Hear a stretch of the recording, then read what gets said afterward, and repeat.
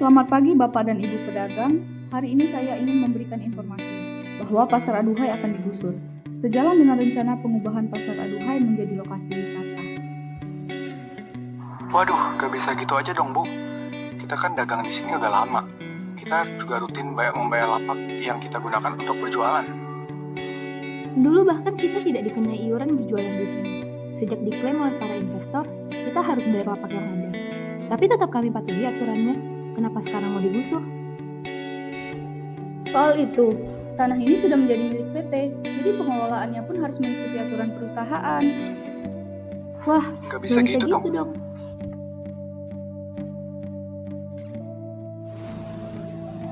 Maaf, ini ada apa ya ribut-ribut? Ini Pak, masa katanya PT mau menggusur pasar ini untuk dijadikan lokasi wisata. Padahal kan kami berjualan di sini sudah lama, dan ini merupakan sumber pencaharian kami. Iya Mbak, kami juga tidak tahu bagaimana pasar tempat kami berjualan bertahun-tahun ini bisa menjadi milik PT. Apakah benar begitu, Bu?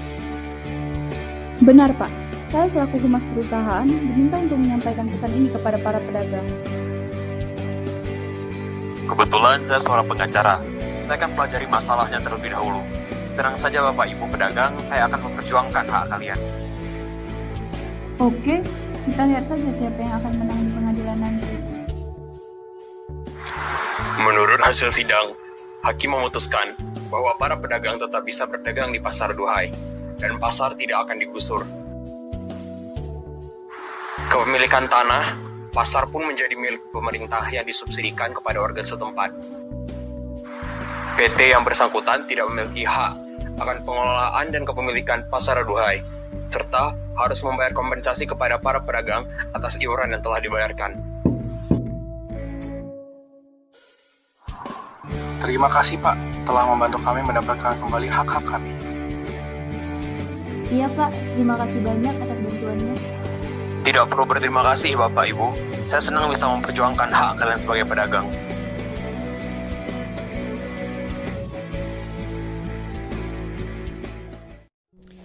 Short movie ini terinspirasi dari tokoh Yap Thiam Hien. Beliau adalah seorang pengacara Indonesia keturunan Tionghoa Aceh. Ia mengabdikan seluruh hidupnya berjuang demi menegakkan keadilan dan juga hak asasi manusia. Ia juga merupakan seorang tokoh anti korupsi.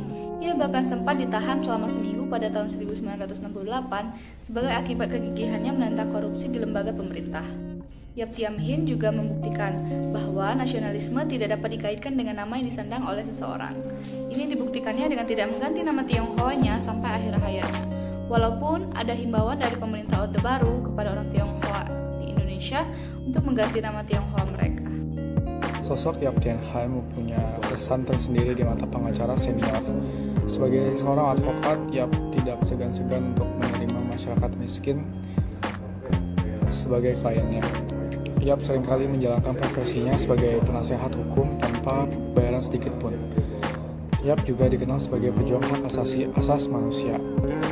Dia pernah membela perdagangan di Pasar Senen yang tempat usahanya digusur oleh pemilik gedung. Sebagai salah satu pendiri Yayasan Lembaga Bantuan Hukum Indonesia atau bisa disingkatkan YLBHI, menentang kebijakan pemerintah yang tidak sesuai dengan asas keadilan.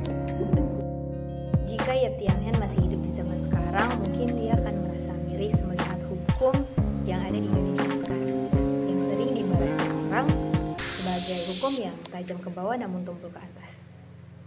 Spekulasi ini tentunya muncul tidak begitu saja. Hal ini disebabkan masyarakat banyak melihat bahwa orang-orang dari kalangan atas yang memiliki uang dan kekuasaan biasanya memiliki atau mendapatkan ganjaran hukum yang lebih ringan dan mudah untuk mendapatkan layanan hukum. Berbeda dengan orang miskin yang bahkan layanan hukum saja pun susah untuk didapatkan. Dari Yap Thiam Hien ini kita bisa belajar bahwa menegakkan keadilan dan kebenaran adalah suatu keharusan yang patut dibiasakan sejak dini.